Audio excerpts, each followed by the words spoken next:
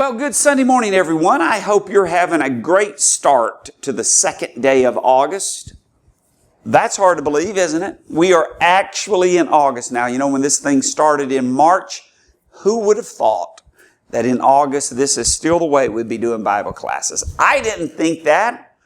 You probably didn't think that, and yet here we are. And I am so thankful that we have this medium, that we have this technology to where we can continue to meet together, we can continue to study God's Word, open it together, contemplate all these things that the Spirit has brought to us as we seek to continue to let our light shine, even in these very unusual, strange, and difficult, anxiety-filled times.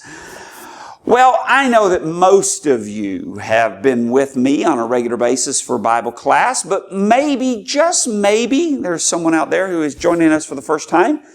And if that's the case, let me say I am so glad that you've taken your valuable time to tune in. And I hope after this 30 minutes or so is over, you will be glad that you did, and you'll want to come back and be with us every time we study together. It is a great day, if you are joining us for the first time, to join us for study, not only because any time is a great time to study the Bible, but because today we are starting a new series, and I bet you can guess what it is. Yep, the book of Proverbs. If you were with us on Wednesday night, we finished up the Sermon on the Mount, and I told you then I'm not 100% sure what I was going to begin doing today. But I thought I wanted to go back to the Old Testament and study some from the Old Testament. And as I thought about it, I thought about the wisdom literature. Well, for really a couple of reasons. Number one, before we were shut down, we had started a sermon series on Sunday morning. Those of you who are members at Concord Road, which is, I'm sure, most of you, you know that we started the book of Ecclesiastes. I suspended that, and I still haven't gotten back to that, and I really would like to wait until we can all come back together as a church to start the book of Ecclesiastes again, to pick up where we left off. Now, depending on how long this goes on, I may change my mind, and I might get back to the sermon series on Ecclesiastes, but nevertheless, I was in Ecclesiastes, and so I was already bouncing around in the wisdom literature. Well, on top of that, probably a couple of months ago, my friends from Scotland, of course, we help support Graham MacDonald in Concord, Scotland, and he and his co-worker, Adam Barr, they have been working together for years with the congregation there. They are two of my very dear friends. I've been blessed to go over there and help them on multiple occasions with gospel meetings or with seminars. Did a seminar with them last year. Well, they did a summer series, and they invited several of us from the States to participate in it via Zoom online. And so that was a real treat. We did it about 2 o'clock in the afternoon, which was about 7 o'clock at night, over for the folks in Scotland, the brethren over there. And it was a great time. And they wanted me to talk about a particular matter from the book of Proverbs. And so I was doing Ecclesiastes before this all shut down, and then they wanted me to do something from the book of Proverbs. And so after I did that in the book of Proverbs, I hadn't systematically studied the book of Proverbs literally in years. And it's probably been 7 or 8 years. And so it just renewed my appreciation for this great book of wisdom. And I told them, and I told Adam, and I told Graham that, listen, if you want me back anytime soon to do another Equip seminar for the church there, I would love to do the book of Proverbs next time we've got our topic. And well, immediately they said, okay, you volunteered, it's done. And so I am supposed to go back then, probably around April of 2022. So a little less than a couple of years, go back over there and have a seminar for them, for the church there, and I'm going to do the book of Proverbs. And so Proverbs obviously then has been on my heart a little bit, and so since it has been a few years since I've done a systematic study through this phenomenal book, I decided, hey, let's do the book of Proverbs, God's wisdom for life and living. It's going to probably be a study since we're doing it both on Sunday and both on Wednesday. It's going to probably be a series that will run at least through the month of October. It may trickle a little bit into November. And so what we're really looking at here, since, it's 31 chapters, we're going to try to cover a chapter each time we meet, which will then mean it would typically run about 15 weeks. But in the month of August, and I'm kind of going long on announcements here, that's okay. Remember, this month, though, our online Bible class will only be on Sunday. Normally it's Sunday and Wednesday as we continue the same study. But for the month of August, we're not having a Wednesday class. We're having our summer series at church for the 4 Wednesdays here. It begins this coming Wednesday with Garrett Bookout, who is the preacher at the Southern Hills congregation, our neighbor just south of us, a couple of exits down. And so we're going to be live streaming that on Wednesday. So that's going to take the place of our online Bible class on Wednesdays for the month of August. Then when we get into September, of course, we will continue our Sunday and Wednesday of the book of Proverbs.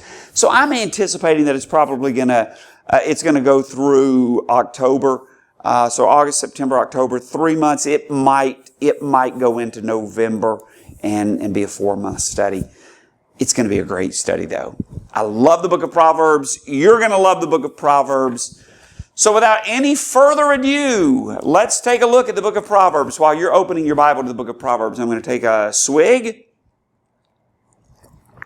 wet my whistle just a little bit. Book of Proverbs. Let's talk a little bit about it. We're not going to do a lot of background study on the book of Proverbs. We're basically going to just jump right into this thing today.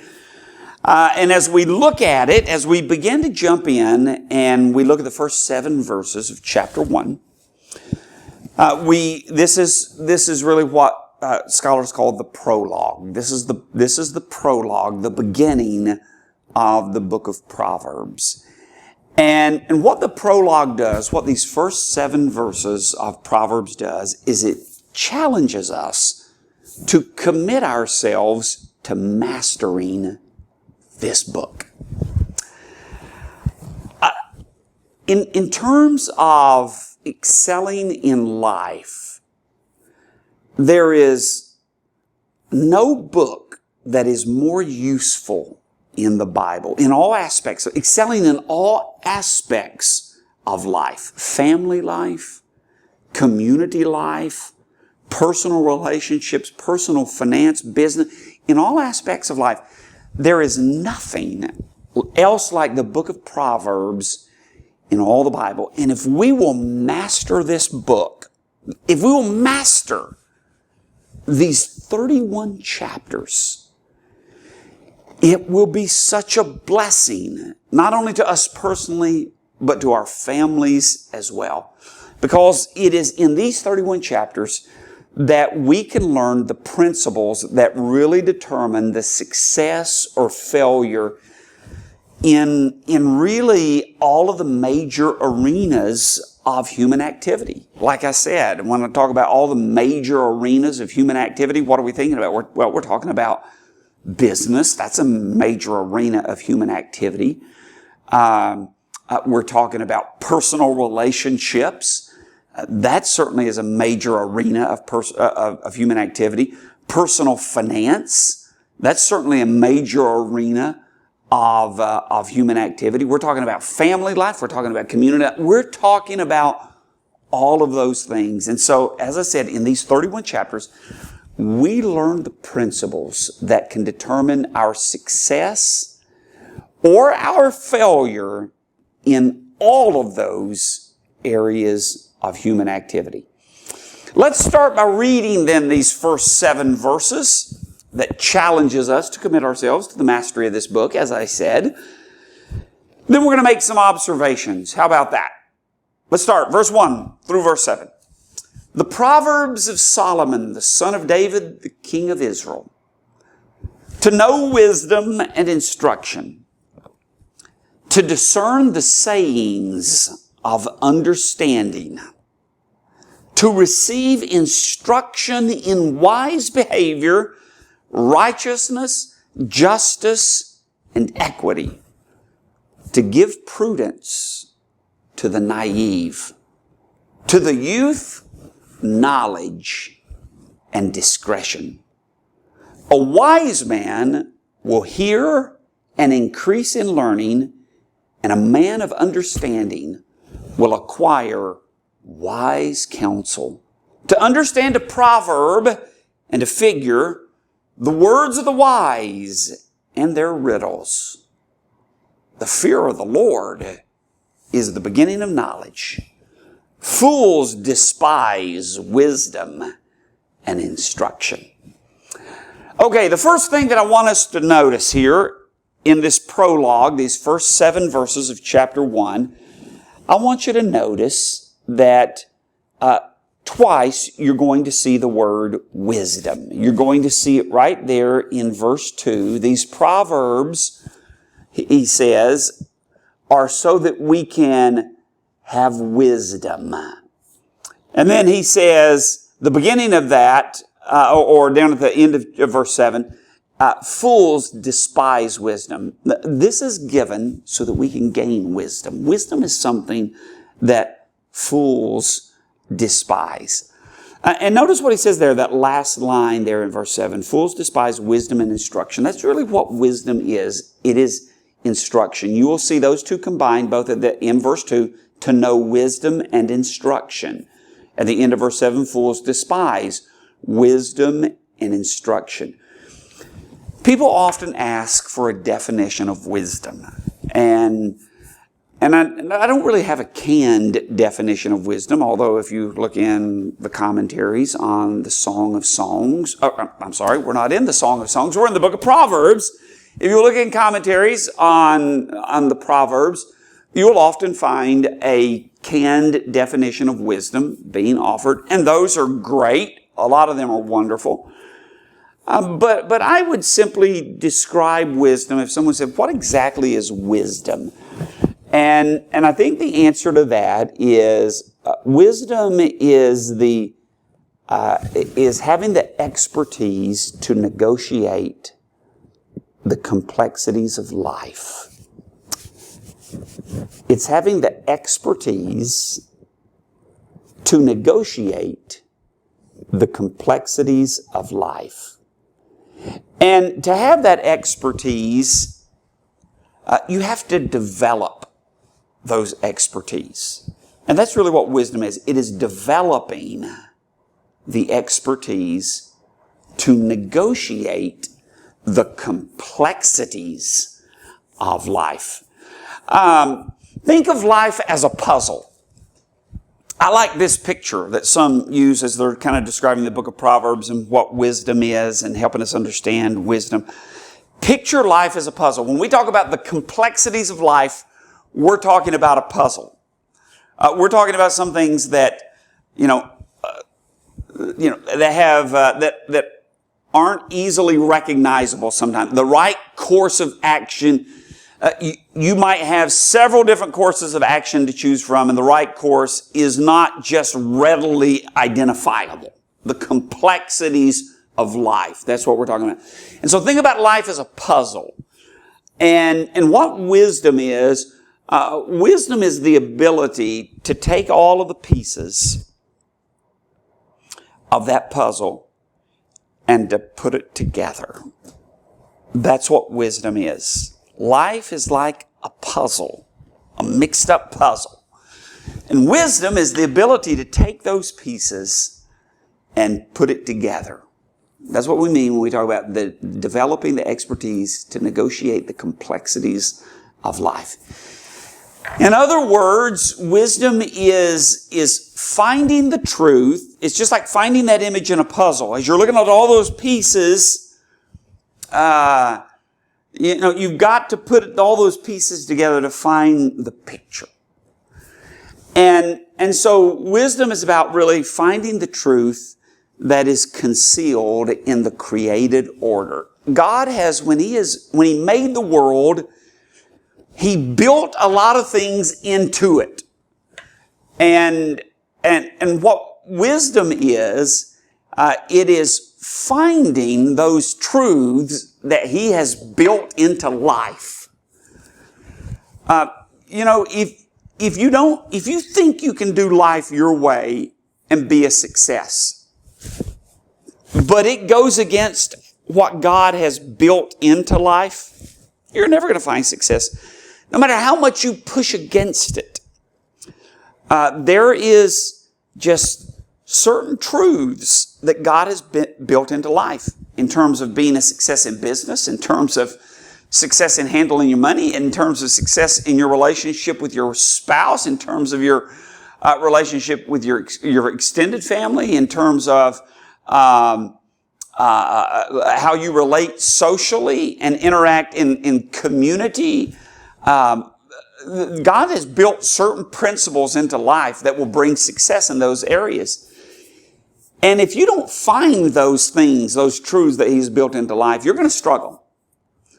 But if you find those truths, and if you embrace those truths, you will master life.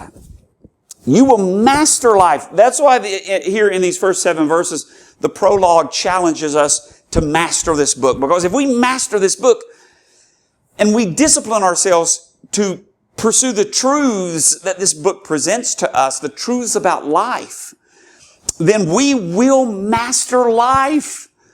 Listen, if that's not exciting, I don't know what is.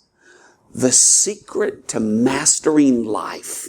It is right here in the book of Proverbs. The secret to mastering life. Listen, I know I keep repeating myself, but those words are just amazing. That idea is staggering. The mastery of life. You can master life if you'll follow the wisdom. If you'll learn how to put together the pieces of the puzzle of life. And the book of Proverbs tells you how to do that. It's going to help you develop those expertise for negotiating the complexities of life. Okay.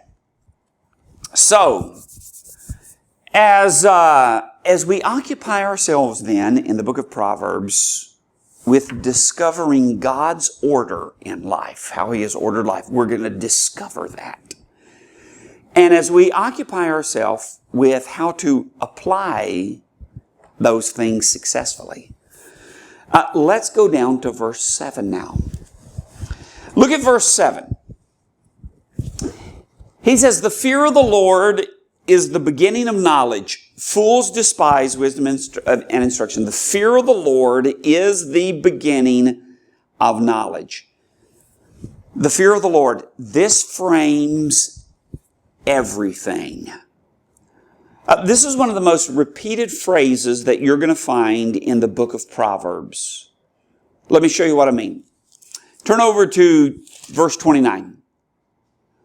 "Because they hated knowledge and did not choose the fear of the Lord." Look at chapter 2, verse 5. "Then you will discern the fear of the Lord." Look at chapter 10. Chapter 10. Let's see if I got that down right in my notes. Or chapter 9, rather. I thought so. I glanced at that. And chapter 9. Keep flipping back to see all that I have written down. Chapter 9 and verse 10. "The fear of the Lord is the beginning of wisdom." Look at chapter 10 and verse 27. "The fear of the Lord prolongs life." Look at chapter 14, verse 26. 14, verse 26. "In the fear of the Lord there is strong confidence." Look at verse 27. "The fear of the Lord is the fountain of life." Now, I've actually got a lot of those written down in the margin of my Bible here at chapter 1 and verse 7. And we could just keep going on, but I think we looked at enough to confirm what I said. And that is, it is one of the most repeated phrases in the book of Proverbs. And as I said, this frames everything. There are some people who say, well, all the book of Proverbs is, you don't have to know the Lord to understand these aspects of life. This is really just the things that you'll get in here about handling money, personal finance, about business, about personal relationships, about community life. That's just secular wisdom. What distinguishes Proverbs from secular wisdom is this in verse 7. The fear of the Lord is the beginning of knowledge. That expression is like brackets, and it holds together everything. The fear of the Lord. And so this is what distinguishes what we have in the book of Proverbs from secular wisdom. What we're being told right at the very beginning here is that this is the prerequisite for really gaining wisdom. The starting point of the educational process, if you really want to succeed in life, the starting point of the educational process is the fear of the Lord. In order to really be wise, now a lot of these principles even secular people can follow, but the extent of their wisdom is only going to go so far. It's going to go so far and stop, and they're going to be limited. If you want to reach the fullest potential of wisdom, if you really want to be wise, you have to first seek godliness. That's what verse 7 is all about. The fear of the Lord is the beginning of knowledge. The fear of the Lord. So what in the world does that mean? What's the idea here? Well, I don't want to spend too long exploring it, because I think we don't have to spend a great deal of time exploring it. I think it can be summed up by saying the fear of the Lord is a total life commitment to God. That's what it means. It means godliness. A total life commitment to God is basically what it means to fear the Lord. Take a look at the book of Deuteronomy chapter 16. Deuteronomy chapter 16. I take that back. That would be Deuteronomy chapter 10. You know, as I get older, these old eyes struggle more. And so these little notes that I write in the margin of my Bible that were so easy for me to read just a couple of years ago, now even with my progressive lenses aren't easy to read. And tiny zeros can look suspiciously like a 6. And so I said Deuteronomy 16. But no, that's a Deuteronomy chapter 10 there that I have in my notes. Deuteronomy chapter 10, verse 12. Deuteronomy chapter 10, verse 12. Now, Israel, what does the Lord your God require from you but to fear the Lord your God? This is what God requires from His people, to fear Him. Well, what does that mean? To fear the Lord your God, to walk in all His ways and love Him, and to serve the Lord your God with all your heart and with all your soul, and to keep the Lord's commandments and His statutes, which I am commanding you today for your good. That's the fear of the Lord. Be totally committed to God. So that is the beginning of the educational process. If you want to be wise, this is what you first must do. Make a total life commitment to God. Okay, let's assume that you've done that. You are committed to following God. You want to obey God. You want to honor Him in obedience. You want to let Him rule your life. You want to reflect His character and His will in your life. Okay, let's begin now. With that as the foundation for your education and for mine, let's take a look at verse 8. Hear, my son, your father's instruction, and do not forsake your mother's teaching. Indeed, they are a graceful wreath to your head and adornments about your neck. My son, if sinners entice you, do not consent. If they say, come with us, let us lie in wait for blood. Let us ambush the innocent without cause. Let us swallow them alive like Sheol, like the grave. Even whole as those who go down to the pit. We will find all kinds of precious wealth. We will fill our houses with spoil. Throw in your lot with us. We shall all have one purse. Okay. Now, it begins this way. So he's given his son some instructions for life. Now, obviously, the principle here applies to sons and daughters. The first thing that I want you to see, he begins by his counsel by saying, stay away from corrupt companions. The New Testament would say it this way. Paul would say it this way. Evil companions corrupt good character. If you want to excel in life, stay away from corrupt companions. If you want to excel in all arenas of human activity, choose your friends wisely. Now, this reminds me that the book of Proverbs is grounded in the lives and the problems of real people.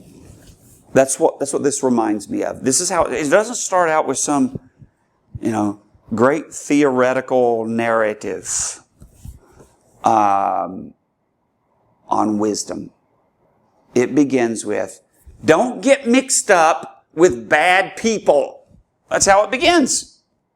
That's where the instruction begins. Don't get mixed up with corrupt people. That's the nature of Proverbs. It is about real life and real problems.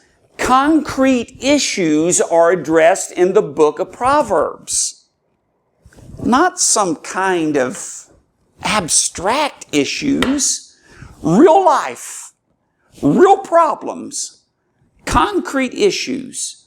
The lesson for the church, as far as addressing the book of Proverbs, dealing with the book of Proverbs goes, the lesson for the church here is that we have to always be clearly and directly addressing real life and real temptations. Real life and real temptations.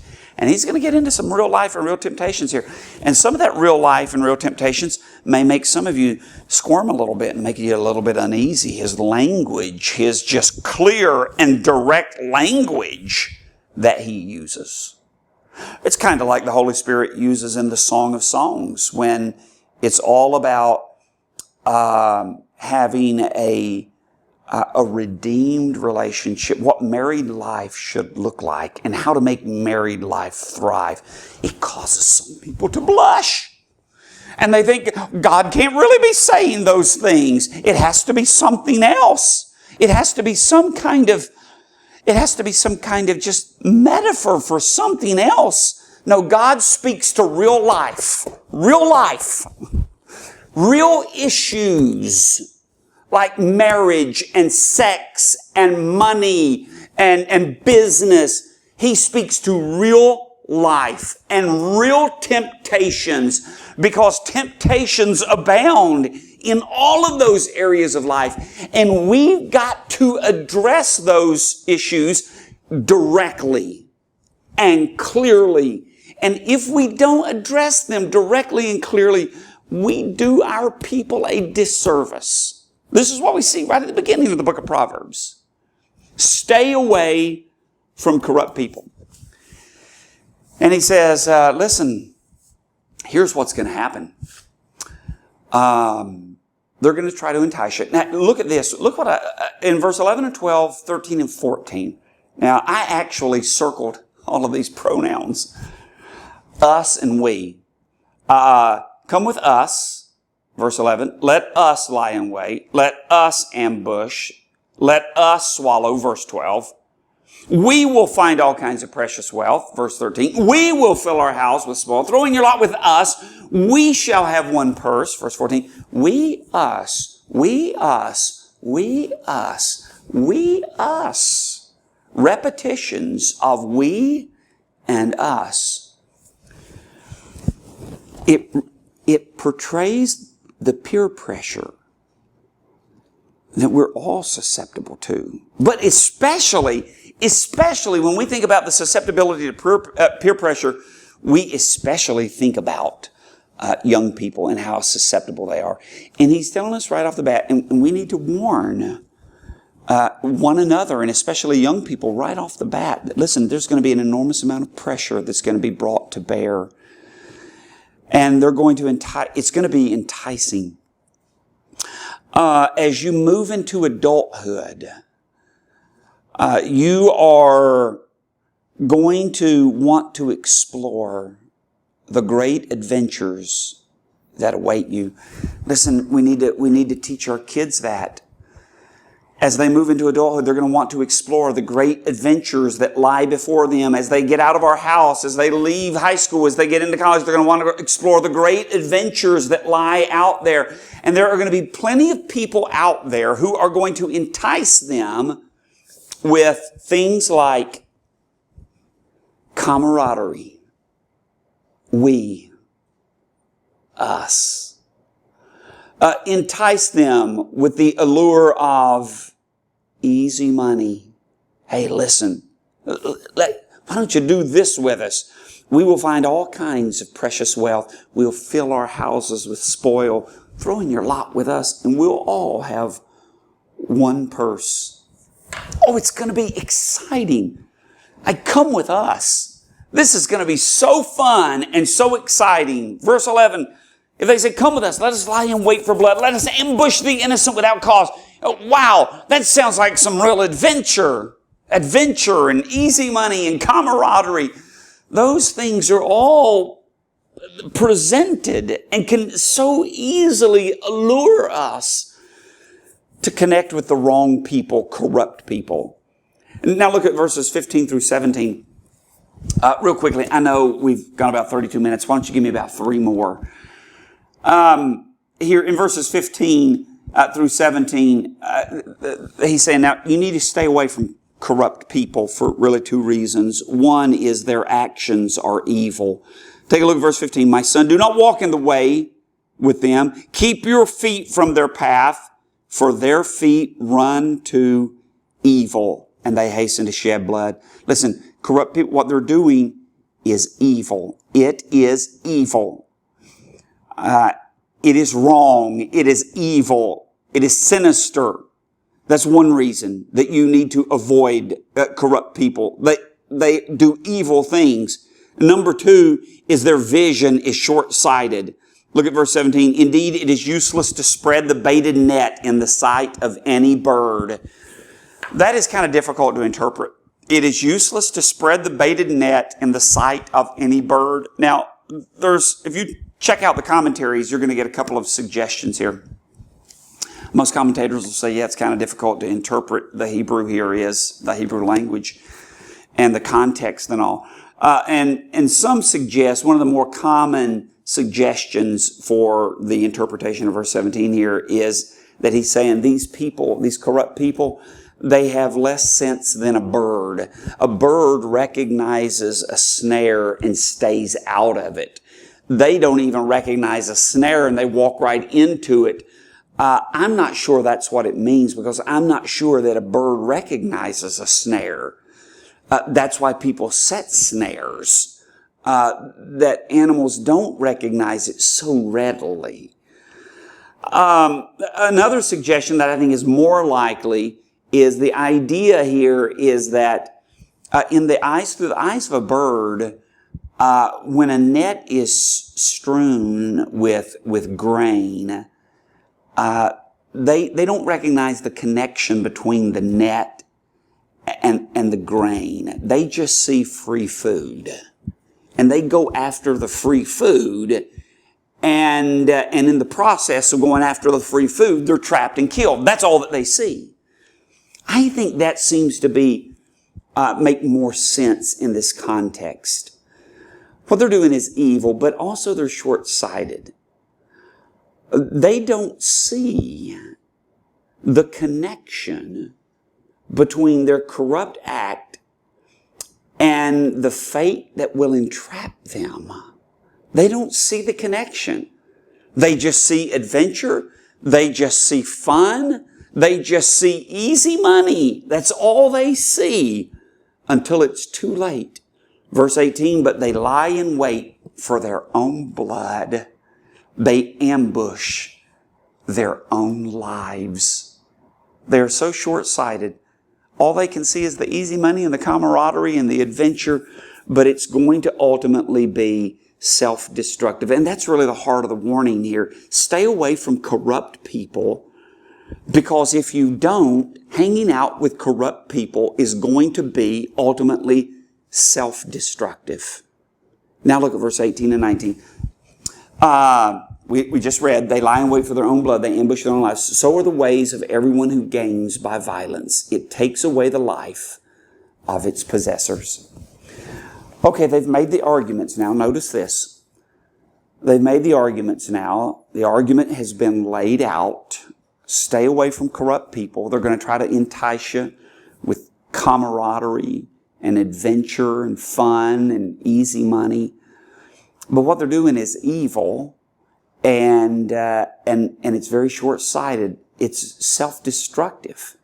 So the argument's been laid out, but the son has to decide for himself. Only the son, only the person can choose. Listen, we can give counsel. We can point our kids and other people with whom we have influence. We can point them in the right direction. We can instruct them into the way that God has ordered life. And we can exhort them to follow that. We can show them how all the pieces of the puzzle fit together and how they can succeed. But at the end, after we lay out the wisdom and the counsel, they have to decide. Only they can choose. And only you can choose. God's telling you here, stay away from corrupt people. If you don't, it will be self-destructive. It's evil, and it will be self-destructive. Well, we're running out of time. We're out of time. I was hoping to get through chapter 1, but of course we had quite an extensive prologue. So let's pick this up Wednesday. We're going to pick it up with verse 20. And I actually believe, I know you don't believe this, but I'm going to tell you anyway, because I'm looking at my notes. We're going to get through chapter 2 really quick. And so Wednesday we're going to finish up chapter 1 and we're going to do chapter 2. And then from that point on, we're going to try, as I said, to cover a chapter about each week. Well, listen, I'm so pumped for this study. I am already jacked as I am reading and meditating on and discussing all of these great principles of life that God has dropped in our lap and given us insight for success. Well, thanks for joining me. Join me Wednesday night. In the meantime, I hope to see you soon. Take care of yourself and God bless.